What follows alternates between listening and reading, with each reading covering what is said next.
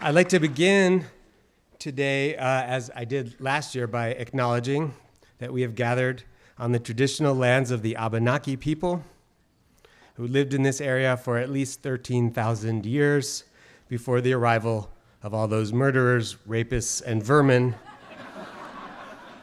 from what were, at the time, by all accounts, the quite literally shithole countries of Europe.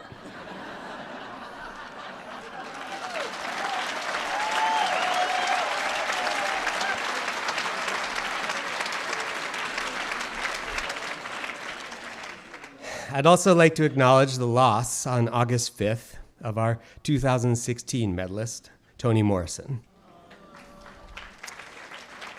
There's not much I can add to things people have said and written before and since her death about her importance and worth as a writer, the pain and terrible beauty of the worlds she imagined and of the world that her words obliged us to see.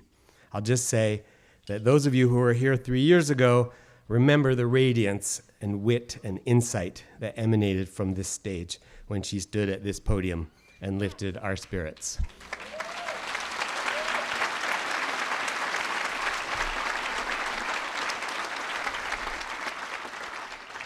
The last thing I want to acknowledge and to ask your indulgence today to dwell on for a bit is that this, my 9th, will be the last time I have the profound honor and good fortune to preside over Medal Day as chairman of MacDowell's board of directors. It's time for somebody else to sit in the chair. As of spring 2020, I'll be stepping down. When I took this position 9 years ago, Barack Obama was the president of the United States. Donald Trump was facing the imminent collapse of his financial empire. And Prince, David Bowie, Leonard Nimoy, Nora Ephron, Ursula K. Le Guin, Philip Roth, Gene Wilder, Muhammad Ali, Amy Winehouse, Elmore Leonard, Alan Rickman, and my father were still with us, just to mention people who meant a lot to me, along with Book Court Bookstore in Brooklyn, Saab Automobiles, Radio Shack, and apparently common decency. So you're welcome.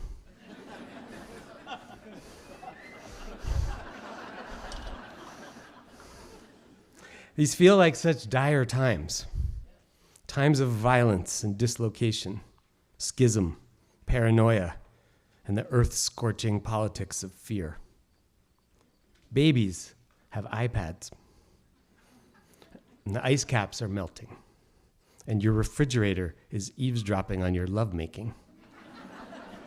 And frankly, it's not impressed.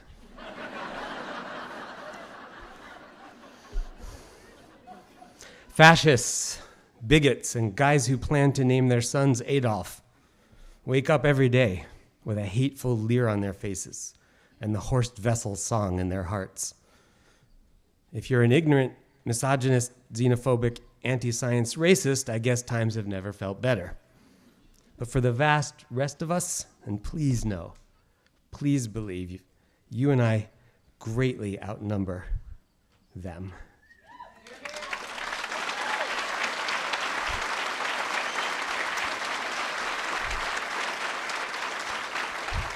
For the rest of us, things can seem so much worse than they did back in 2010, when a decent, thoughtful, level-headed, rational, and humane black man was living in the White House.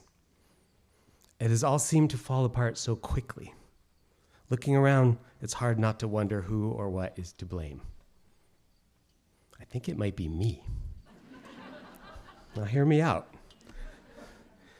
Some people might respond, and they might be correct, that with the possible exception of the sudden imminence of planet-wide ecological catastrophe, things have not actually gotten worse.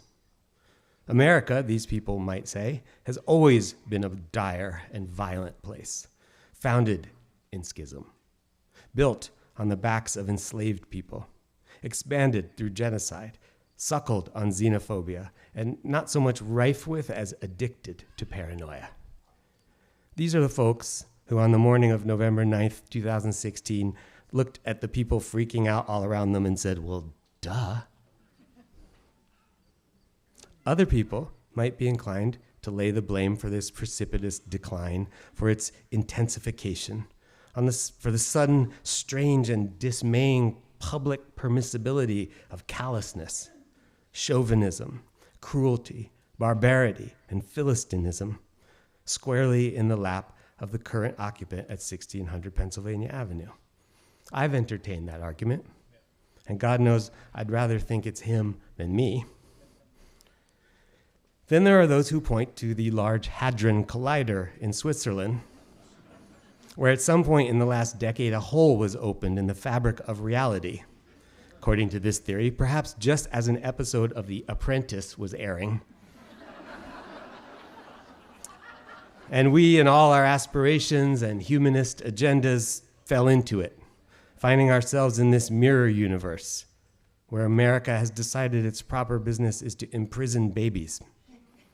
And the presidency is conducted on Twitter by a man whose execrable spelling is only the least of the 10,000 things that do not inexplicably cause him to feel shame.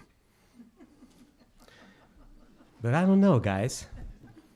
I came in here 9 years ago so full of fire and fervor and belief in the power of art, and hence of the MacDowell colony to change the world. I meant for the better.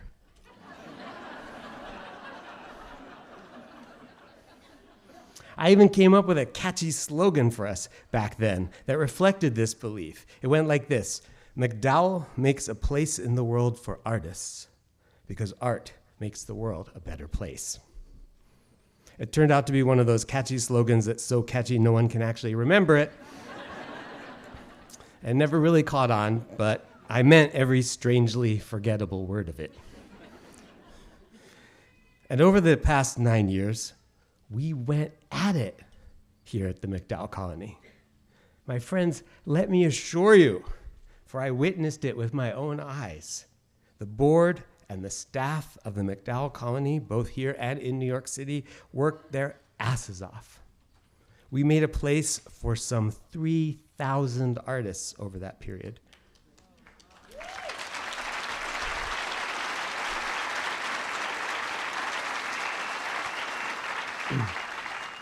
And fed them some 10,000 meals. And cleaned up after them. And threw parties and hectored donors and hit up foundations to raise the money it took to pay for all that. Me, a quiet, solitary, covertly shy avoider of social gatherings and all interactions requiring asking anyone for anything, hosted and emceed those parties and went around deeply mortified with my hand out and wrote many letters to strange and inaccessible tycoons or the foundations they established, laying bare my love of MacDowell for them and all the world to see. Over those 9 years, we told every single one of those 3,000 artists sincerely that we thought they were awesome and that their work was amazing and important. We bestowed on them with eagerness and reverence our sacred gifts of time and space. We kept the internet at bay. We kept their friends and families at bay. We kept the world at bay so that when their time here was up, they would return to that world, fortified, in fuller possession of an authentic vision, and maybe even with a little bit of swagger in their souls. And they put forth that vision with their art. They published novels and showed in galleries and opened plays. Their operas were performed and their poems collected. Their buildings opened to the public. The novels broke hearts, and the poems won prizes, and the paintings found their ways onto the walls of museums and of collectors, where they were free to exercise their improving influence on people whose means and position enabled them in turn to lift the levers and turn the dials of power, the power to change the world for the better. And yet here we are, 9 years into my tenure. And not only is the world not a better place, it has, in so many ways, gotten so much worse. Things really were looking up back in 2010. And then I came along and stepped into Robin McNeil's brogues. And even though MacDowell's staff and its board and the fellows kept on doing all those things they had been doing for the previous 103 years, it all went to hell in a handbasket or a lunch basket. I mean, really, what other conclusion is there? I'm sorry. Don't hate me. I tried. Or I wonder if it's possible that I was wrong, that I've always been wrong, that art has no power at all over the world and its brutalities, over the minds that conceive them and the systems that institutionalize them. Those folks I cited earlier, the ones who offer their grim reassurances that the world has always sucked as much as it does now, in particular for women, the poor, disenfranchised, the enslaved and downtrodden and exploited. These folks might point out, technological. Oh man, come on. These folks might point out that art and misery have coexisted for the whole span of human existence on Earth, and suggest that perhaps the time to abandon hope for the redemptive power of art is long overdue. Maybe the world and its violent turning is too strong for art. Maybe art is a kind of winning streak, a hot hand at the table, articulating a vision of truth and possibility that, while real, simply cannot endure. Over time, the odds grind you down, and in the end, the house always wins. Or maybe the purpose of art, the blessing of art, has nothing to do with improvement, with amelioration, with making this heartbreaking world, this savage and dopey nation, a better place. Maybe art just makes the whole depressing thing more bearable. I don't mean that we should think of art solely as offering a kind of escape or refuge from the grim reality of reality, though personally, I can't think of higher praise. To experience the truth of art, the truth in art, reminds us and reassures us in this kingdom of lies, of deep fakes and disinformation, that there is such a thing as truth. Truth lives. It can be found. And there is no encounter more powerful than the encounter between the slashing, momentary blade of truth and a lie-entangled mind. And what is that truth? The truth of art, that freeing blade, that slaking drink in the desert of the world. It's this: I am not I. You are not you. We are we. Art bridges the lonely islands of our subjectivities. It's the string that hums from my tin can over here looking out of my little window to you over there looking out of yours. All the world's power to hold us back and keep us down lies in its ability to persuade us that we are powerless to understand each other, to feel and see and love each other, and that therefore it is pointless for us to try. Art knows better, which is why the world tries so hard to make art impossible, to immiserate artists, to ban their work, silence their voices, and why it's so important for all of us to support MacDowell in its work, which is quite simply to make art possible. Hey, maybe that would make a good slogan.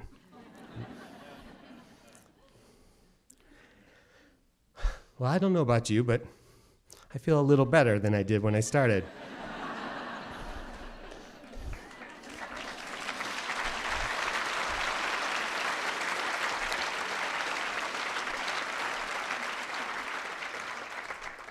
The hell with fascism. The hell with bigotry and paranoia. The hell with fools falling for the lies of charlatans. That's what fools do. And we're just going to keep on doing what we do here at MacDowell, housing and feeding the people who never stop fighting to remind us that we are in this together. Each only one poem, one painting, one song away from another mind, another heart, another life. It's tragic that we need so much reminding, and magic that we have in art the power to keep on making it happen. Thank you.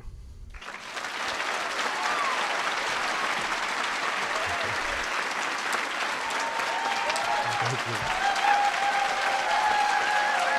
Thank you.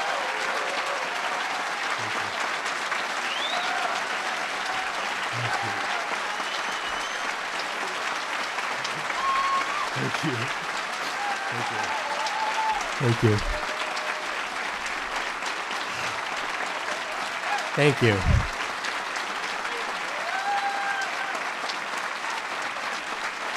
Thank you.